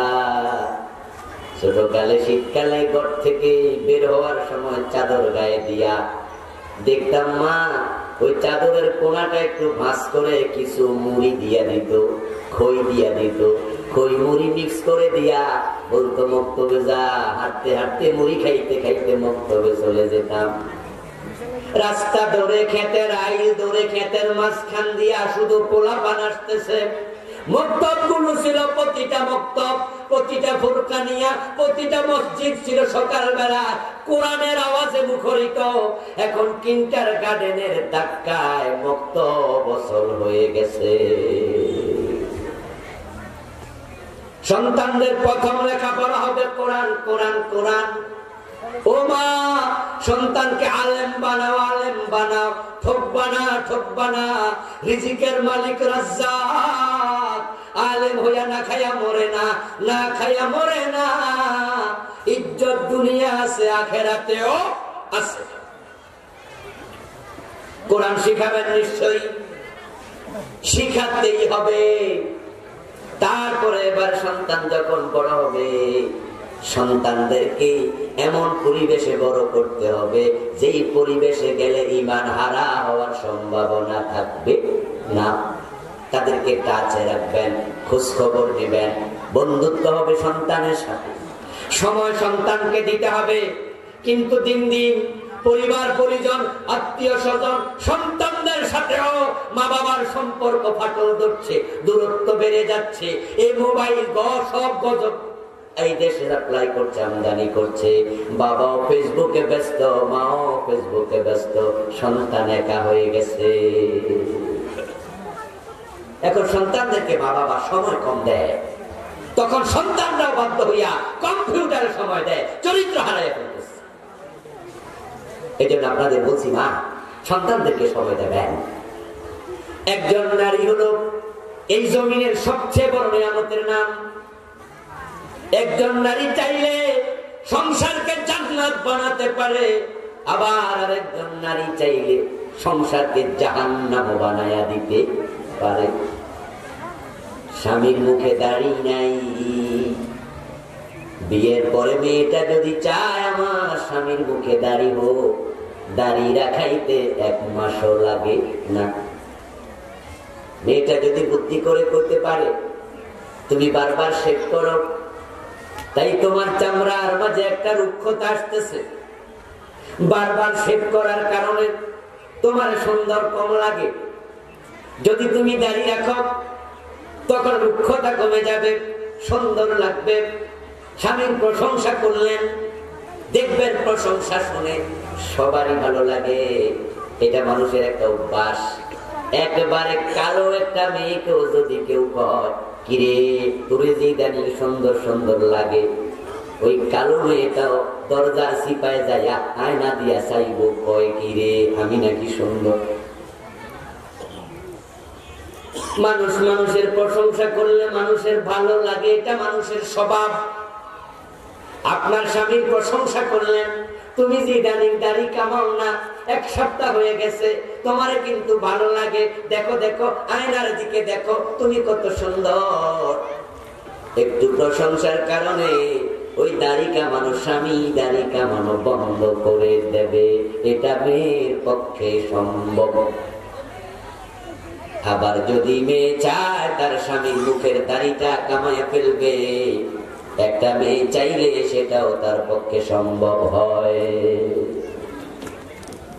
স্বামী ফজরের টাইমে ঘুমায়া থাকবে, আপনি তার চোখের কাছে গিয়া অজুর সামান্য পানি চেহারার মাঝে ছিটাইয়া দেবেন।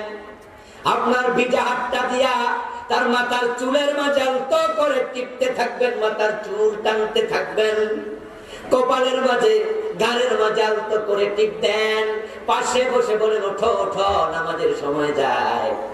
একজন নারী যদি চায় বেনামাজি স্বামীকেও নামাজি বানায়া ফেলতে পারবে। ঘুষখোর স্বামীকে ঘুষ থেকে ফিরাইতে পারে নারী, সুদখোর স্বামীকে হারাম সুদ খাওয়া থেকে ফিরাতে পারে নারী। ও মা, তুমি যদি বলে দাও আমি কম খাবো, হারাম খাবো না, কম দামি কাপড় পরবো, বেশি দামি লাগবে না। আমি টিনের ঘরে থাকবো, বিল্ডিং লাগবে না। তুমি হারাম ছেড়ে দাও। হারাম যদি খাও, আমি ওই হারামকে টাকায় কেনা মাংস রান্না করবো না। এরপরে আমি তোমার স্ত্রী রান্তে যদি বাধ্য করো, তুমি খাইবা, আমি খাবো না। হারাম খাইলে ওই হারাম খাওয়া দেহ জান্নাতে প্রবেশ করবে না। রাসূলুল্লাহ বলেছেন, কুল্লু লাহমিন ইয়াদখুলুল জান্নাতা লাহমুন নাবাতা মিনাস সুহুত ওয়া কুল্লু লাহমিন নাবাতা মিনাস সুহুত ফাকানাতিন নারু মাওলাবি। যেই দেহটা হারাম খায়া খায়া মোটা হয়েছে, তাজা হয়েছে, ওই দেহ আল্লাহর জান্নাতে প্রবেশ করতে পারবে না। তুমি সুদ খায়ও না, ঘুষ খায়ও না, তোমার পায়ে ধরি, তোমার হাতে ধরি, হারাম খায়া বড় হলো আমার সন্তানগুলো মানুষ হবে না, হবে না। আমি হারাম খেতে চাই না। একজন নারী চাইলে স্বামীকে হারাম থেকে বাঁচাতে পারবে, কিন্তু যেই স্বামী কখনো হারাম খায় না, বউ যাইয়া যদি কয় এত কম দামা কাপড় আমার বাবা পরায় নাই, এটা তো আমাদের কাজের মেয়ে পড়ছে, এত কম দামা দিলা কেন, আরো দামি দাও। এক সেট গহনা পড়তে পড়তে পুরান হয়েছে, আমার জীবনে আমি দেখি নাই, নতুন থাকতে আর এক সেট বাবা দিছে, তুমি দেও না কেন? এত কম দামি লিপস্টিক তো আমি দেই নাই। 100 টাকা একটা লিপস্টিক, এগুলো তো ফকিরেরা দেয়। আমি তো 500 টাকা দামের লিপস্টিক দিছি। কি জুতা কিনছো? এগুলো তো কাজের মেয়ে পায়ে দেয়। আমারটা লাগবে দামি। একটা বউ যদি স্বামীর কানের কাছে কেনর কেনর করতে থাকে, তখন বেতনের টাকার তুলনায় গোশের প্রতি নজর চলে যাবে বেশি। বউ চাইলে স্বামীকে হারামখোর বানাতে পারে, স্ত্রী চাইলে তাকে আল্লাহওয়ালা বানাতে পারে। এই জন্য আমার অনুরোধ থাকবে, আপনারা ভূমিকা রাখবেন উত্তম পরিবার গঠনে। দিনের দাওয়াতি কাজে মেয়েদের বিকল্প আজকে দেখা যাচ্ছে না। 18 কোটি মানুষের 9 কোটি নারী। পুরুষের কাছে দাওয়াত দেওয়ার জন্য বক্তা আছে, জুমার মসজিদের খতিব আছে, বিভিন্ন জায়গায় ওয়াজ হয়, মাহফিল হয়, পুরুষেরা ওয়াজ শুনতেছে। 4 জুমায় মাসে 4 বার, 5 জুমা হলে 5 বার ওয়াজ নসিহত মাদ্রাসা, এখানে সেখানে তাবলীগ জামাতে গিয়া দিনের কথা শুনে, দিনের কথা বলে। কিন্তু 9 কোটি নারীর কাছে দিনের দাওয়াত দেওয়ার জন্য নারীর সংখ্যা বড়ই অপ্রতুল, বড়ই কম। এই জন্য আমরা আপনাদেরকে বলবো, হযরত মা আয়েশার মতো ভূমিকা রাখতে হবে। আলহামদুলিল্লাহ, এখন কিছু মেয়ে মাদ্রাসা হয়েছে এবং বিভিন্ন মাদ্রাসা মেয়েদেরকে পড়ানোর ব্যবস্থা আছে। যদিও যৌথ শিক্ষার বিপক্ষে আমি। ছেলে এবং মেয়ে প্রি মিক্সিং এরকম চলবে না। এক ক্লাসে ছেলেও পড়বে, মেয়েও পড়বে, এটা হতে পারবে না, এটা ঠিক না। মেয়েদেরকে আলাদা পড়াতে হবে। আলহামদুলিল্লাহ, কিছু কিছু মাদ্রাসা আলাদা পড়ায়। আপনাদের খবর আলাদা? আলহামদুলিল্লাহ, দারুল হিকমা জামিয়া এটা কেন আলাদা পড়ায়? মেয়েদের জন্য আলাদা মাদ্রাসা, আলাদা ক্যাম্পাস আছে। আমি বলবো মেয়েদেরকে, তোমরা মা আয়েশার মতো বড় মাপের মুহাদ্দিসা হওয়ার নিয়তে লেখাপড়া করো। মা আয়েশা থেকে অসংখ্য সাহাবী, শত শত তাবী হাদিস বর্ণনা করেছেন। মা আয়েশার মতো ফাকিহা, মুহাদ্দিসা ইসলামী যুগে বিরল। তোমরা মা আয়েশার মতো ভূমিকা রাখা লাগবে। কামেল পাশ করো, দাওরা পাশ করো, আলেম পাশ করো, ফাজেল পাশ করো। তুমি মা হবে, তোমার সন্তানদেরকে ইসলামী লাইটে বড় করবা। তোমার শাশুড়িকে কোরআন তেলাওয়াত না জানলে শিখাবা, তোমার ননদকে শিখাবা, তোমার জাকে শিখাবা, তোমার চাচি আম্মাকে শিখাবা, চাচি শাশুড়িকে শিখাবা। তুমি যেই বাড়িতে যাইবা, ওই বাড়ির সব মহিলা ইসলামের তালিম যদি পেয়ে যায়, এক একটা মেয়ে দিনের দিকপাল হয়ে যায়। এই জন্য আমাদের অনেক নারী মুহাদ্দিসা দরকার, নারী আলেমা দরকার। তাই নিজেরা আলেমা হবেন, দ্বীনি অঙ্গনে মেয়েদের কাছে দাওয়াতি কাজ করবেন। খায়রুকুম মান তাআল্লামাল কুরআন ওয়া আল্লামাহু। কোরআন শিখবেন, অন্যকে শিখাইয়া শ্রেষ্ঠ মানুষ হওয়ার প্রতিযোগিতা করবেন। সেই তৌফিক আল্লাহ আমাদের দান করুন বলি আমিন। সম্মানীয় মা বোনেরা, যে কথাগুলো বললাম আশা করি আমল করলে আমরা উপকৃত হব ইনশাআল্লাহ। এই কথাগুলোর উপরে আল্লাহ আমাদের সকলকে আমল করার তৌফিক দান করুন আমিন। কিছু প্রশ্ন এসেছে, আমরা প্রশ্নের জবাব দেব ইনশাআল্লাহ।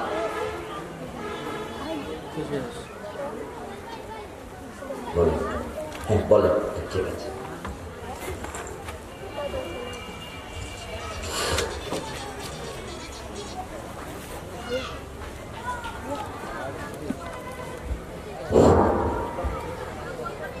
আলহামদুলিল্লাহ, সম্মানিত মা ও বোনেরা, আমাদের মুহতারাম মেহমান ওনার আলোচনা এক পর্যায়ে ফজরের নামাজ দেরি করে পড়া যাবে কিনা?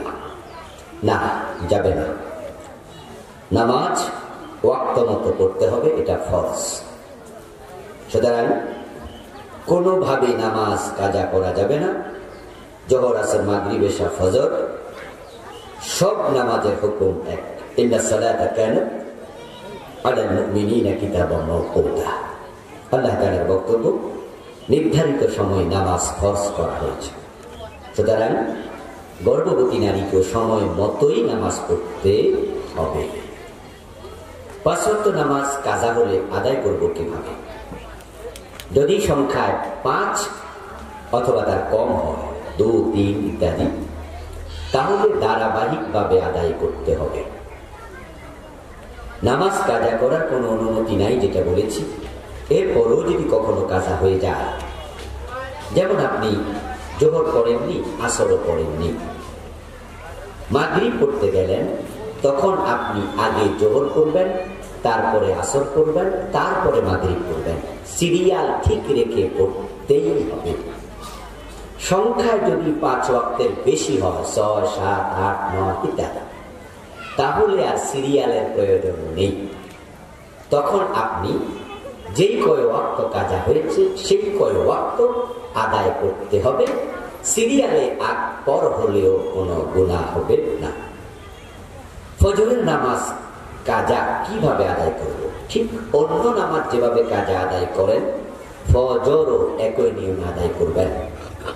তবে অন্য অন্য নামাজের সুন্নাহ কাজা হলে আদায় না করলে অসুবিধা নেই, কিন্তু ফজরের নামাজের সুন্নাহ কাজা হলেও আদায় করতে হবে। জোহরের নামাজ কাজা হলে শুধু 4 রাকাত ফরজ করলে চলবে। মাগরিব কাজা হলে শুধু 3 রাকাত ফরজ করলে চলবে। কিন্তু ফজরের নামাজ কাজা হলে 2 রাকাত সুন্নাহ, তারপরে 2 রাকাত ফরজ করবেন। রাসূল সাল্লাল্লাহু আলাইহি ওয়াসাল্লাম কখনো ফজরের সুন্নাহ পরিত্যাগ করতেন না। কোরআনের সিজদা পাইলে কয়বার সিজদা দিতে হবে?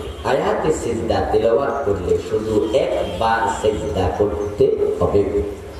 সেজন্য দাঁড়িয়ে তারপরে রুকু দিয়ে সিজদা দেওয়ার কোনো প্রয়োজন নেই। আপনি বসে বসে তেলাওয়াত করছেন, এই অবস্থায় আয়াতে সিজদা আসলে আপনি বসেই সিজদা দিয়ে দিতে পারবেন, শুধু একটা দিলেই এনাফ। ফোনের মাধ্যমে তালাক দিলে সেটা হবে কি? হ্যাঁ, হয়ে যাবে। তবে তালাকটা কি মুগাল্লাজা নাকি রেজঈ নাকি বায়েন, কোন পর্যায়ের তালাক, সেটা তালাক দাতার তালাকের উপরে নির্ভর করবে। সরাসরি দিলে যেই কথা, লিখিত দিলে একই কথা, টেলিফোনের মাধ্যমেও দিলে একই কথা, কোনো পার্থক্য নেই। নিজের মা বাবা জীবিত থাকা অবস্থায় কি অন্য কাউকে মা বাবা ডাকা যাবে? হ্যাঁ, ডাকা যাবে, ডাকতে কোনো অসুবিধা নেই, কিন্তু পরিচয় দেয়া যাবে না। শ্বশুরকে বাবা ডাকা, আব্বা ডাকা যাবে, কিন্তু এটা বলা যাবে না উনি আমার বাবা। কেউ যদি জিজ্ঞাসা করে এই লোকটাকে, আপনি বলবেন আমার শ্বশুর, কিন্তু কিছুক্ষণ পরে ডাকলেন আব্বা এদিকে আসেন, কোনো অসুবিধা নেই, কিন্তু পরিচয় দেয়া হারাম। হাদিসে আসছে, সহিহ মুসলিমের riwayat, মান ইদ্দাআ ইলা গায়রি আবিহি ফাআলাইহি লা'নাতুল্লাহি ওয়াল মালাইকাতি ওয়ান নাসি আজমাইন। যে ব্যক্তি নিজের বাবা ব্যতীত অন্যকে বাবা বলে দাবি করে, পরিচয় দেয়, তার উপরে আল্লাহর লানত, ফেরেশতাদের লানত, বিশ্ব মানবতার লানত। তবে ডাকতে কোনো অসুবিধা নেই। বাবার মৃত্যু হলে বড় ভাই যদি না থাকে, মেয়ের বিয়ের জন্য অলি কি তার মা হতে পারবে? হ্যাঁ পারবে, অসুবিধা নেই। তবে চাচা থাকলে চাচা যেন অলি হয়। আমার ছেলে ফ্রি ফায়ার গেম খেলে, এপর থেকে তাকে ফেরাতে পারছি না, দোয়া করছি। আমরাও দোয়া করি, আল্লাহ তাআলা অযাচিত সকল কাজ থেকে আমাদের হেফাজত করুন। কাজা নামাজ পড়ার নিয়ম কি বলে ফেলেছি। কোনো কারণে সারাদিন নামাজ পড়তে না পারলে কি করব? না, এটা গ্রহণযোগ্য কথা নয়। নামাজ কাজা হবে, এটা হতেই পারে না। পৃথিবীতে নামাজের চেয়ে শ্রেষ্ঠ কোনো কাজ আর নেই। নামাজকে বড় না কাজ আছে, বরং কাজকে বড় আমার নামাজ আছে। ফেসবুক দেখা মহিলাদের জন্য কি জায়েজ আছে? হ্যাঁ নিশ্চয়ই জায়েজ আছে, যদি সেখানে না জায়েজ কোনো বিষয় না থাকে। আপনি ফেসবুকে যদি দ্বীনি দাওয়াত পেতে চান, কোরআন পড়তে চান, ফেসবুকের মাধ্যমে আপনি দ্বীনের দাওয়াত দিতে চান, জায়েজ। সামনাসামনি সরাসরি যা না জায়েজ, ফেসবুকেও সেটা না জায়েজ। সামনাসামনি সরাসরি যেটা জায়েজ, ফেসবুকেও সেটা জায়েজ। ফেসবুক আজকে এমন এক মিডিয়া যার মাধ্যমে তামাম পৃথিবী কাছাকাছি এসে গেছে। ফেসবুকে অনেক লোক বিপদগামী হচ্ছে, আবার ফেসবুকের মাধ্যমে কোটি কোটি মানুষের কাছে দ্বীনের দাওয়াতও পৌঁছানো যাচ্ছে। এটা উত্তম ভাবে ব্যবহার করুন, তবে ফেসবুকে আসক্ত হবেন না। নামাজের সময় মনে খারাপ চিন্তা আসে, কি করতে পারি, সেজন্য মনোযোগী হন। নামাজে কি তেলাওয়াত করছেন অর্থের দিকে খেয়াল করুন। ভাবুন আল্লাহ আপনার সম্মুখেই আছেন, তিনি সবকিছু দেখছেন। নামাজে মন এদিক সেদিক চলে গেলে বারবার মনোযোগ আবার নামাজে ফিরিয়ে আনার চেষ্টা করুন। আল্লাহ তাআলার কাছে বেশি বেশি দোয়া করুন, ইনশাআল্লাহ নামাজে মনোযোগ আসবে। আয়না দেখলে কি ওযু ভেঙে যাবে? না, মোটেও নয়। আয়না দেখলে ওযু ভাঙবে না। আগে আল্লাহ পরে নবী, তাহলে নামাজ পড়ার সময় সুন্নাত আগে কেন? আগে আল্লাহ পরে নবী, এই কথার অর্থ আমি বুঝিনি। মানার দিক থেকে যদি হয় তাহলে কোরআন তারপরে হাদিস, হয়তো আপনি এটাই বুঝিয়েছেন। সুন্নাহ নামাজ কার জন্য? আল্লাহর জন্য। ফরজ নামাজ কার জন্য? আল্লাহর জন্য। সুন্নাহ তো নবীর জন্য নয়। যদি এমন হতো সুন্নাহটা নবীর জন্য, ফরজটা আল্লাহর জন্য, তাহলে না প্রশ্ন হতো যে নবীরটা আগে কেন? সুন্নাহ আল্লাহর জন্য, ফরজ আল্লাহর জন্য। সুন্নাহ হলো এমন বিধান, যেই বিধান লঙ্ঘন করলে ঈমান যায় না, কবিরা গুনাহ হয় না, তাই এটারে বলে সুন্নাহ। আর ফরজ হলো এমন বিধান যেটা লঙ্ঘন করলে কবিরা গুনাহ হয়, অস্বীকার করলে ঈমান চলে যায়। তাহলে সুন্নাহ রাসূলের জন্য এই কথা মোটেও ঠিক নয়। কুলিন্না সালাতি ওয়া নুসুকি ওয়া মাহইয়ায়া ওয়া মামাতি লিল্লাহ। সবকিছু কার জন্য? আল্লাহর জন্য। তো রাসূল নিজে সুন্নাহ নামাজ পড়তেন না? তো রাসূল কার জন্য পড়তেন? সুন্নাহ যদি রাসূলের জন্য হয় তো রাসূলও তো সুন্নাহ পড়তেন। এটা বলছেন না। জীবনে একবার লা ইলাহা ইল্লাল্লাহ খতম 1,25,000 বার পড়া, এটা কতটুকু সঠিক? না। এই জাতীয় সংখ্যা লা ইলাহা ইল্লাল্লাহ পড়তে হবে এমন কোন খতম হাদিস কোরআনে পাওয়া যায় না। এটা আমাদের দেশের কোন কোন আলেমের বানানো একটি নিয়ম মাত্র। ফজরের আজান পড়ার সাথে সাথে কি নামাজ পড়া যাবে? নিশ্চয়ই পড়া যাবে, তবে আজানটা যদি সুবহে সাদেক তুলু হওয়ার আগে মুয়াজ্জিন ভুলে দেয়, পড়া যাবে না। নামাজের সম্পর্ক আজানের সাথে নয়, নামাজের সম্পর্ক ওয়াক্তের সাথে। কোন এলাকায় যদি মুয়াজ্জিন আজান দিতে পারে নাই, আজকে এমন ঘুম দিছে যে মুয়াজ্জিনে আজান দেয় নাই, তাই বলে কি নামাজ পড়া যাবে না? সময় হলে নামাজ পড়া যাবে, কোনো অসুবিধা নেই। আমি ইসলামী শিক্ষা একজন শিক্ষিত মহিলা, কিন্তু ইদানিং কিছুদিন ধরে আমার অনিচ্ছা সত্ত্বেও আল্লাহ সম্পর্কে অনর্থক চিন্তা মাথায় আসে। এই অবস্থায় করণীয় কি? এই অবস্থায় করণীয় বেশি বেশি আল্লাহর প্রতি মনোযোগী হন। আল্লাহ, জান্নাত, জাহান্নাম, আখিরাত সম্পর্কে যখন কোন রকমের অনর্থক চিন্তা আসবে, বুঝবেন শয়তান আপনাকে প্ররোচিত করছে।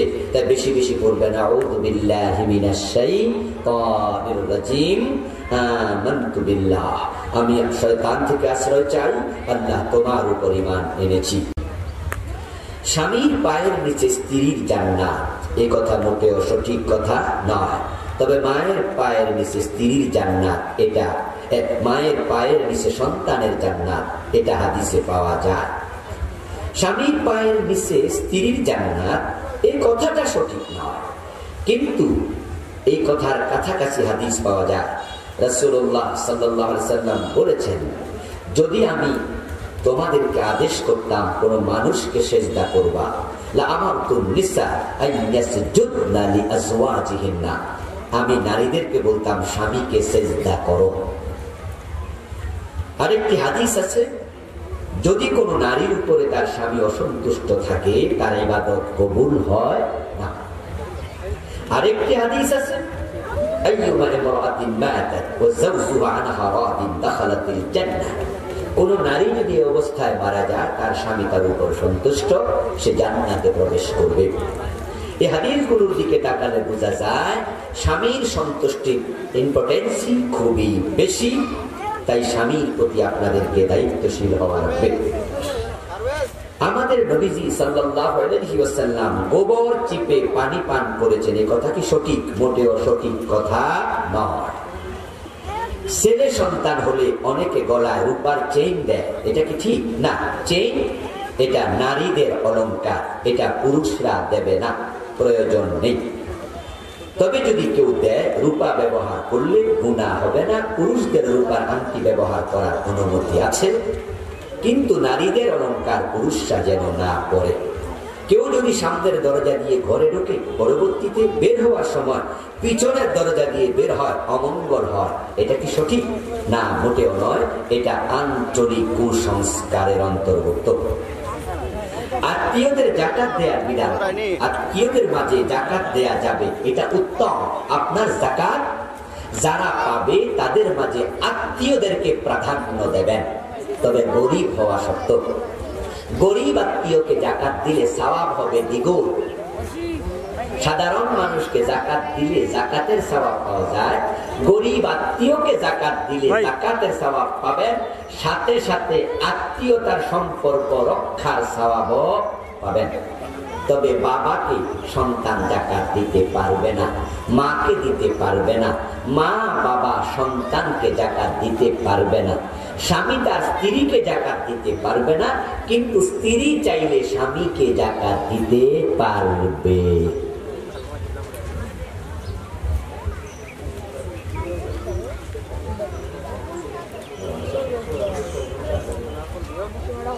কথা বলবো,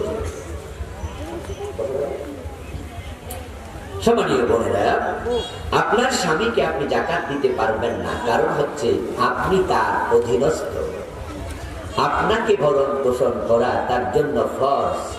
আপনি তাকে যাকাত দিলে আপনার যাকাতের টাকাই আবার আপনার পকেটে ফিরে আসতে পারে, যদি স্বামী তার স্ত্রীকে দিলে। কারণ যেহেতু স্ত্রীকে পরিপালন করা তার জন্য ফরজ, তাই সে তার স্ত্রীকে যাকাত দেবে না। কিন্তু স্ত্রীর জন্য স্বামীকে পরিপালন করা ফরজ নয়। এই জন্য স্বামী ঋণগ্রস্ত, স্বামী অভাবী।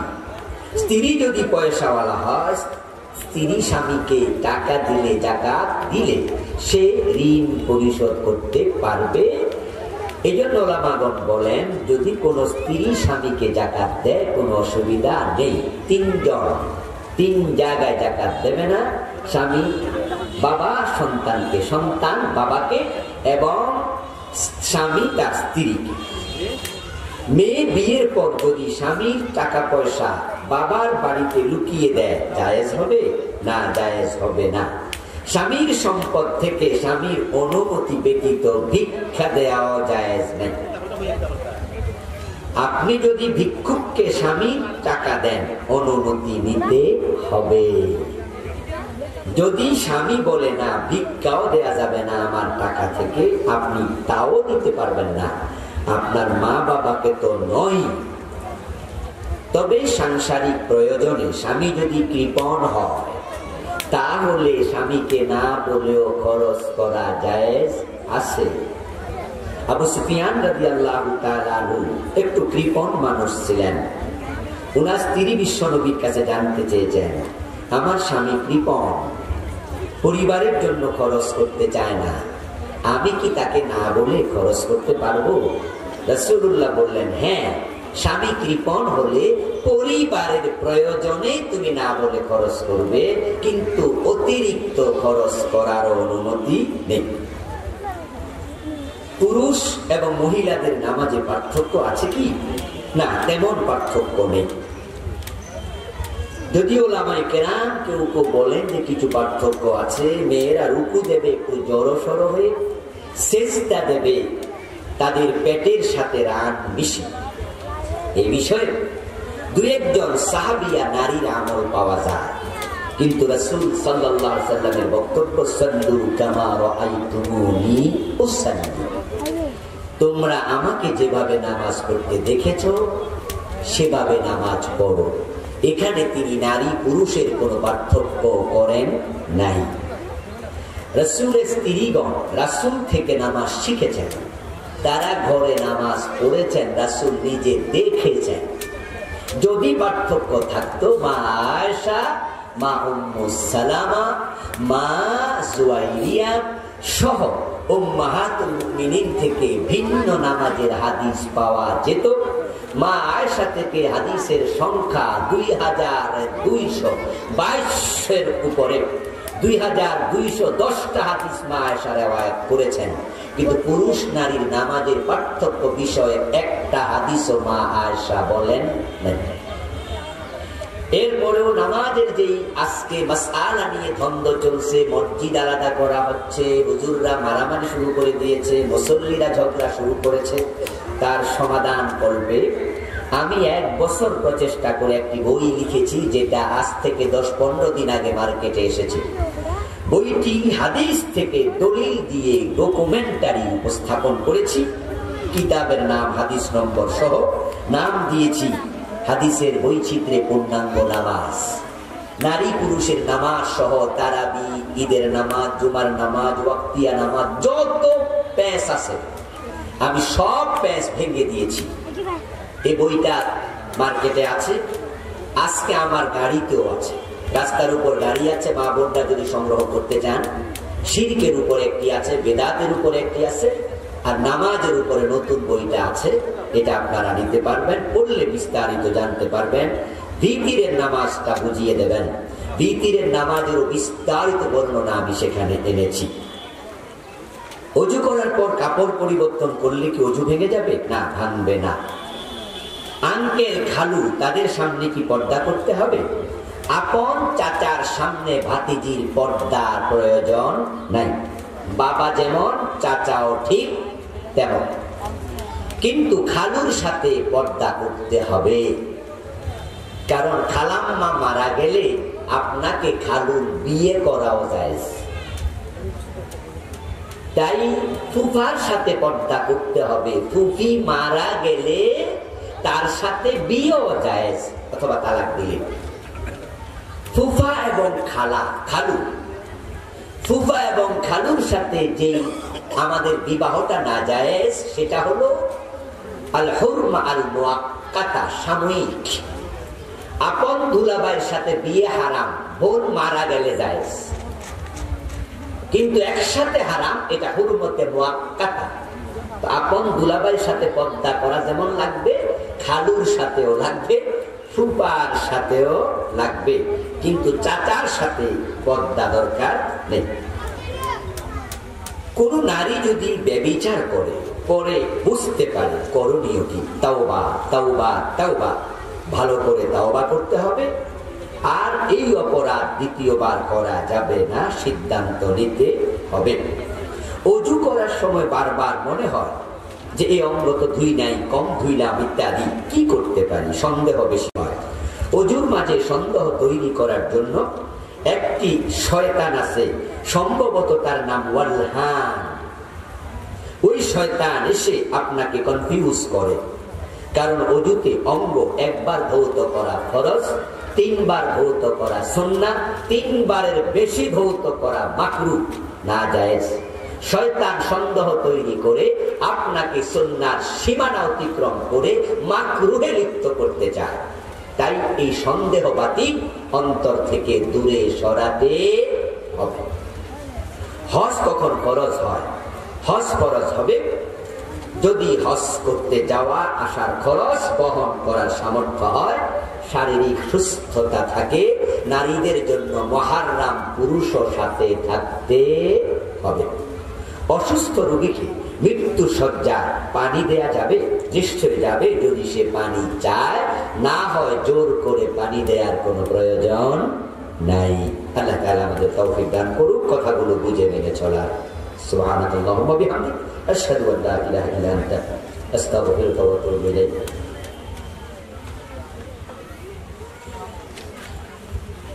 আলহামদুলিল্লাহ, সম্মানিত উপস্থিতি, আজকের মাহফিলটা আমাদের বিশেষ তাৎপর্যপূর্ণ। আলহামদুলিল্লাহ।